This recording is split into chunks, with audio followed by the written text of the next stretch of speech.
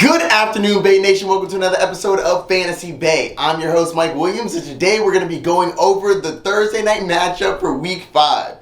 The Los Angeles Rams versus the Seattle Seahawks in Seattle.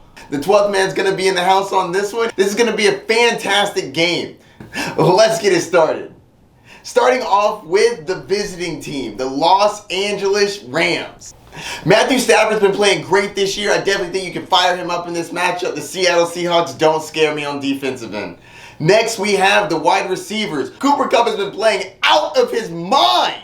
Absolutely start him up every week. Obviously, he's a top 5 wide receiver right now. The next decision gets a little more difficult. Robert Woods has not been having the year that we thought that he would. He used to be the go-to target for Jared Goff, and it seems like Cooper Kupp is that guy now. Apparently, Cooper Kupp having breakfast with Matthew Stafford every morning is actually building a connection. Robert Woods, get in there, man. Bring him some oatmeal. I don't know. Do something. You need to be more valuable in fantasy football. Yes, I know you got a touchdown last week, but you weren't even happy about that touchdown. That was a late touchdown that didn't really matter for the game. You want to be more involved. The head coach, Sean McVay's actually come out and said that he's going to try to get Robert Woods more involved in the offense, which they need him. It's been all Cooper Kupp, but it can't be like that moving forward. I think that Robert Woods gets right in this one. Look for him to have a pretty solid game. I'm thinking at least 80 and a touchdown.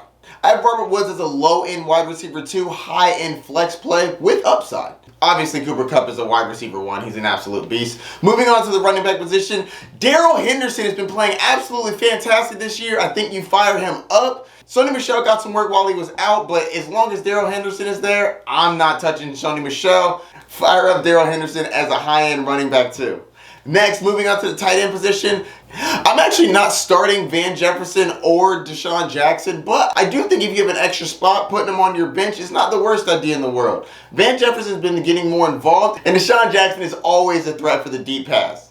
Moving on to the tight end position, Tyler Higbee. Tyler Higbee is on a powerful offense, and he's a threat for a touchdown. That's what you're searching for with tight ends, so he always has a chance to score, and he gets involved in his offense. This should be a high-scoring game, so he checks off all the boxes. I think you should fire him up. Moving on to the defense, though, I do not like starting defense against the Seattle Seahawks. If you can avoid playing the Rams defense against Russell Wilson, I would. I think that there's a chance that they have a solid game, but they just got -5 against Arizona, so I'm not really confident in that one. Moving on to the Seattle Seahawks.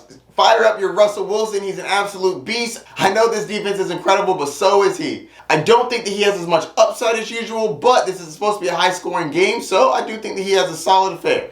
Next, moving on to the wide receiver position, we have DK Metcalf and Tyler Lockett. I think you're firing both of them up. I have DK Metcalf as a low-end wide receiver 1, and I have Tyler Lockett as a mid-tier wide receiver 2. They're both great wide receivers, but this is not a good matchup. The Rams secondary is not one to be played with, and Jalen Ramsey is coming for them. So I think they have a solid game, but I would limit your expectation because there's a decent chance that one of them gets locked down. Moving on to the running back position.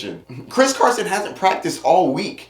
He's currently dealing with a neck injury, and he's questionable to get into this game. For anybody out there that has Chris Carson, I definitely think you should be adding Alex Collins. He's the backup to Chris Carson, and the Seahawks have proven last week that they will use him in the rushing game and in the receiving game. So I definitely think that he's a good add. And if Chris Carson is out, even if you don't have Chris Carson, I think that this is a solid grab. Yes, they're playing the Rams defense, but I still think that this offense is potent enough to get it done. So monitor Chris Carson and make sure you have a backup just in case.